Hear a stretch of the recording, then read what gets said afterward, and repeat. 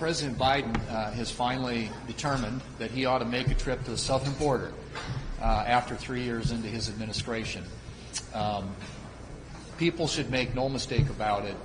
This is President Biden and the Biden administration's crisis. It's created of their own making. It's totally avoidable, and they own this problem.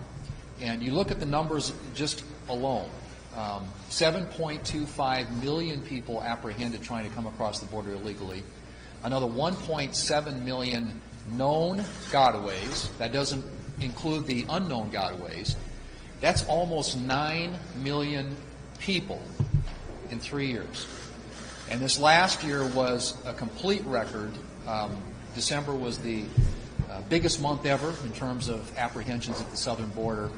This is a huge crisis created by this administration, entirely of their own making. And partly because, or entirely because, they came into office and decided they wanted to do away with all the Trump administration policies that had been working and reverse course and basically put up a big welcome sign, and it turned the border into an open border. So the House of Representatives has determined that Secretary Mayorkas has committed impeachable offenses. That issue will come before the United States Senate. I believe the Senate needs to hold a trial.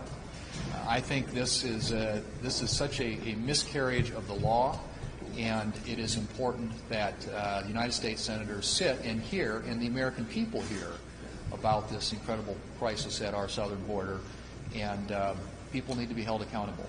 And I think this is the way to do that. And so I'm going to make the argument, and I'm sure the Democrats will try to dismiss it, but that we ought to be having a trial, conducting a trial in the United States Senate to determine, again, whether or not these are impeachable offenses.